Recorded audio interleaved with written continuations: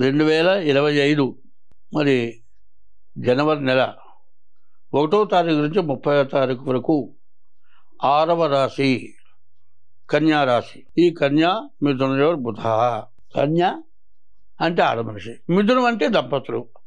ఈ ఆడవాళ్ళకి సంబంధించినటువంటి రాశి. ఈ ఆడవాళ్ళకి సంబంధించినటువంటి రాశి అంటే ఈ ఆడవాళ్ళు కూడా మంచి మేధావులు, ఏ పనైనా సురసూక్తంగా చేసుకోగలుగుతారు. అటువంటి రాశి ఈ కన్యా రాశి. ఈ కన్యా రాశిలో కేతు ఉన్నాడు, చాలా ఇబ్బందికరంగా ఉంది. ఉన్న గ్రహాలలో గురు కుజులు తప్పితే మిగతా 6 గ్రహాలు కూడా పూర్తిగా బాగాలేవు. ఈ 2 గ్రహాలే బాగున్నాయి. కాబట్టి ఈ రాశి వాళ్ళు చాలా జాగ్రత్త పడాలి.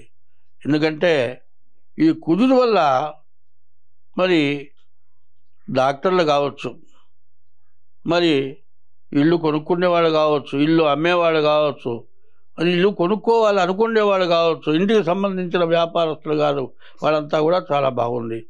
గురువు 9వ లక్ష్మీ స్థానంలో ఉన్నాడు. ఈ గురువు వల్ల విద్య, ఉద్యోగం, విదేశీయానం ఇట్లాంటి వాటికి బాగా ఉంది. అయితే నేను ఇందాక కూడా చెప్పా, 9 రాసులు. మరి మనిషి పుట్టడం కూడా 9 నెలలకు పుడతాడు. మనిషికి కూడా 9 రంధ్రాలు ఉన్నాయి. ఈ 9 సంఖ్య చాలా విశేషమైన సంఖ్య. చాలా మంది చూడండి 9 సంఖ్య బాగా ప్రేమిస్తారు. 9 సంఖ్యలో పుట్టిన వాళ్ళు చాలా మంచి సుఖాన్ని, ఆనందాన్ని అనుభవించి అవతల వాళ్ళకి మేలు చేస్తారు. అందువల్ల ఈ 9 గ్రహాలని చాలా జాగ్రత్తగా, నీ శరీరంలో ఉండేటువంటి 9 భాగాలని జాగ్రత్తగా చూసుకోవటం చాలా అవసరం.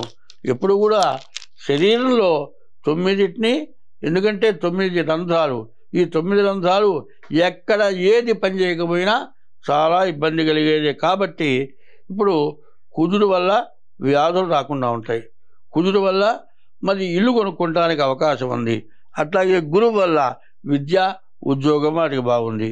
మిగతావన్నీ కూడా వ్యాపారం కానీ, ఈ వచ్చిన డబ్బులు సక్రమంగా వినియోగం కావాలి అంటే మిగతా గ్రహాలు అవరోధం కలుగజేస్తాయి. ఎందుకంటే మనం తెచ్చిన డబ్బులు ఏమవుతాయి, చేతితో పట్టుకొని వెళుతూనే ఉంటావయ్యా. చేతిలో పట్టుకొని పక్క ఇంట్లోనే ఇవ్వాలని బయలుదేరుతావు, కానీ గుప్పెడు మూసే ఉంటుంది. పక్క ఇంట్లోకి వెళ్ళే లోపల చేతిలో డబ్బులు పోయి మాయమైపోయినాయా, మాయమైపోలే, నీవు పట్టుకున్న పట్టులో లూజ్ వచ్చింది, కింద పడిపోయినాయి. నువ్వు ఆ ఇంట్లో పోయి చూసుకొని మళ్ళీ బయటకు వచ్చేప్పటికి ఎవరికో దొరికినాయి, ఎత్తుకుపోయినాడు, ఉన్న డబ్బులు మొత్తం పోయినాయి. అట్లా ఏమాత్రం అజాగ్రత్త ఉన్నా కూడా సమస్య పూర్తిగా ఎదురు తిరుగుతుంది. కాబట్టి ఈ రాశి వాళ్ళకి శని బాగున్నాడు. 6ంట ఉన్న శని కూడా మంచి మేలు చేస్తాడు. కాబట్టి గురువు, కుజుడు, శని మీరు ముగ్గురు బాగున్నారు. మరి ఈ గురువు దీనికి ఏంటంటే ద్వాదశాస్తమ జన్మస్థం. శని అంగారకో గురుహు కుర్వంతి ప్రాణ సందేహం స్థాన చలనం ధనక్షయం. అందులో శని స్వక్షేత్రంలో మరి 6ంట ఉండటం చాలా విశేషం, చాలా మంచి జరిగేటువంటి సమయం. గురువు 9ంట లక్ష్మీ స్థానంలో ఉన్నాడు.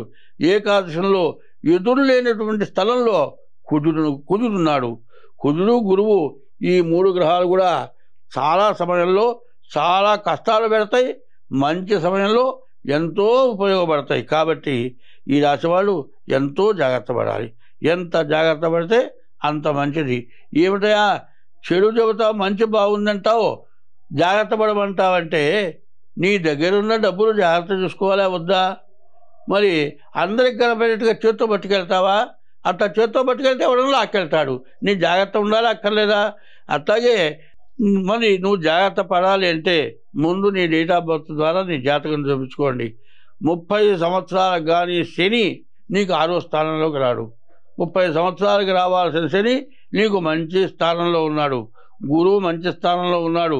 కుజుడు ఏకాదశంలో ఉన్నాడు. కుజుడు ఏకాదశంలో ఉండటం, మరి శని 6వ స్థానంలో ఉండటం, మరి లక్ష్మీ స్థానంలో గురువు ఉండటం చాలా విశేషం. అయితే ఇది గోచారమే. గోచారానికి గ్రహచారానికి తేడా ఏమిటాయా అంటే జన్మ నక్షత్రాన్ని బట్టి గోచారం వస్తుంది. గ్రహచారం ఎట్లా వస్తుంది? నీవు పుట్టిన టైముని బట్టి గ్రహచారం వస్తుంది.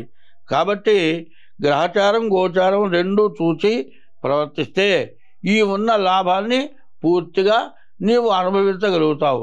ఎప్పుడు కూడా ఎట్లా ఉంటుందంటే ఖర్చు అయిపోయేటప్పుడు ఎట్లా ఖర్చు అయిపోతుందో అర్థం కాదు, పోయేటప్పుడు కూడా ఎట్లా పోతుందో అర్థం కాదు, వచ్చేటప్పుడు కూడా ఎట్లా వస్తుందో అర్థం కాదు. శాంతం పోయిందాక ఎట్లా పోతుంది, ఎట్లా నష్టపడుతున్నావు అనేది నువ్వు గనక కనుక్కోగలిగితే నీవు జాగ్రత్త పడ్డట్టే. సిరిదా వచ్చిన వచ్చును సలలితముగా నారికేళ సలిలము భంగిన్. సిరి వచ్చేప్పుడు, లక్ష్మి వచ్చేప్పుడు కొబ్బరికాయలో నీళ్ళు ఎవరైనా పోస్తే వచ్చినాయా?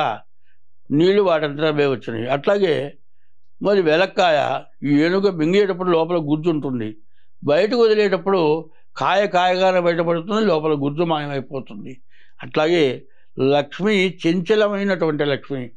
ఉన్న లక్ష్మిని నీవు శ్రద్ధ కలిగితేనే, దాని మీద భక్తి కలిగితేనే నీ లక్ష్మి, నీ ధనం మిగులుతుంది. లక్ష్మి ఏమిటా అంటే నీ భార్య కూడా నీకు లక్ష్మే. అట్లాగే భార్యను జాగ్రత్తగా చూసుకుంటే లక్ష్మిగానే ఉపయోగపడుతుంది. భార్య ఎట్లాంటిది? కార్యేషు దాసి.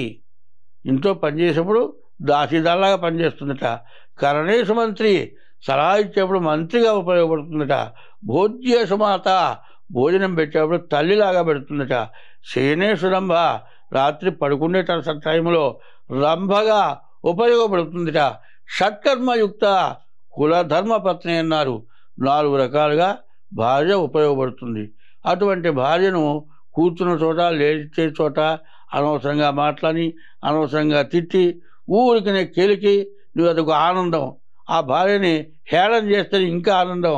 మరి ఏ భార్య నువ్వు చెప్తే నేను వింటానండి, నీ అంత తెలివితేటలు నాకు లేవా, కూర్చో నోరు పూసుకొని అంటాడు. ఇట్లా అనేటప్పటికల్లా ఆ మనిషికి బాధ కలుగుతుంది. అట్లాగే మన నుంచి తల్లిదండ్రులకు కానీ భార్యకు కానీ ఇబ్బంది కలుగజేయకూడదు. చదువుకునే పిల్లలు ఉన్నారు, కాలేజీలో ఎక్కడ లేని గోల్ చేస్తున్నారు. మరి ఆ లెక్చరర్ ఏదన్నా అంటే ఏం చేస్తున్నారు? ఏదైనా కొట్టినా తిట్టా బయటకు వస్తావుగా చూసుకుంటా, నీ సంగతి బయటకు వచ్చిన తర్వాత చూస్తా అంటారు. నువ్వు బయటకు వచ్చిన చూడటం నీ చదువు నీ నాశనం చేసుకోవటమే. అట్లాగే తల్లిదండ్రులను ఇబ్బంది పెట్టడం కూడా, నీ తల్లిదండ్రులు కష్టపడి కని పెంచారు. మరి ఎంతకాలం పెంచారు? నీకు 20 ఏళ్ళో 22 ఏళ్ళో 24 ఏళ్ళో వచ్చేంతవరకు పెంచారు. ఆ తర్వాత పెళ్లి చేశారు. అక్కడి నుంచి ఎవరు బాధ్యత? భార్య బాధ్యత. మరి తల్లిదండ్రులు బాధ్యత కావాలి, భార్య అంతకంటే బాధ్యత కలదే. మరి భార్య పిల్లనిచ్చినటువంటి అత్తమామలు కూడా నువ్వు మేలు చేయాల్సిందే, నువ్వు వాళ్ళకి మేలు. తల్లిదండ్రి ఎంత వాళ్ళో అంతకంటే పిల్లనిచ్చిన అత్తమామలు కూడా చాలా గొప్పవాళ్ళు. ఎందుకంటే నీ వంశాన్ని నిలబెట్టేవాళ్ళు కాబట్టి వాళ్ళని గౌరవించాలి. అదే కాదండి, తల్లి తండ్రి అత్త మామ భార్య గురువు చూస్తున్నావు కదా, మిగతా వాళ్ళని గౌరవించొద్దా అంటే, అందరితో మంచిగా ఉంటే బంగారు రూపాయి వెండి రూపాయి కాదు, బంగారు రూపాయికి ఉన్న విలువ నీకుంటుంది. ఎప్పుడు కూడా అందరితో మంచిగా ఉంటాం, అందరితో అందరినీ మనం ఉపయోగించుకోవటం, మన చేతనైనట్టుగా ఎవరికైనా ఉపయోగపడటం అట్లా చేయాల్సిన బాధ్యత ప్రతి మానవుడికి ఉంది. కారణం ఏమిటంటే, ఇది ప్రత్యేకంగా చెబుతుంది ఏంటంటే, శని బాగున్నాడు, కుజుడు బాగున్నాడు, గురువు బాగున్నాడు. ఈ 3 గ్రహాలు ప్రధానమైన గ్రహాలు. శని 2 సంవత్సరాలు 6 మాసాలు ఒక రాశిలో ఉంటాడు. అట్లాగే గురువు కూడా 1 సంవత్సరం ఉంటాడు. ఇట్లాంటి గ్రహాలు బాగున్నప్పుడు ఎంత జాగ్రత్త పడతావో నీకంత మేలు జరుగుతుంది. కాబట్టి ఎంతో జాగ్రత్త అవసరం. కాబట్టి జాగ్రత్తగా ఉండాలి. తర్వాత తల్లి తండ్రి భార్య గురువు తర్వాత దేవుడు, వీళ్ళతో సక్రమంగా ఉండటమే కాక అందరితో మంచిగా ఉంటే నీకు అంతా బాగానే ఉంది. ఏంటంటే వృత్తిరీత్యా కొంతమంది ఉంటారు, బాగా వ్యాపారం తన వృత్తితో బాగా సాగేటప్పుడు విసుక్కుంటారు. అట్లాంటి విసుగు పనికిరాదు. ఇట్లా ఎవరైతే ఉంటారో వాళ్ళకి చాలా ఇబ్బందులు కలుగుతాయి. అయితే మీకు చెప్పేది ఏమిటంటే 3 గ్రహాలు బాగున్నాయి, మరి 5 గ్రహాలు బాగాలేవు. కాబట్టి మీరు మీ జాతకం చూపించుకొని అన్ని విధాలా చేసుకుని ఆ జాతకానికి తగిన దోషాలు పోగొట్టుకుంటే మీరు పొందినంత లాభం ఎవరు పొందలేరు. స్వస్తి.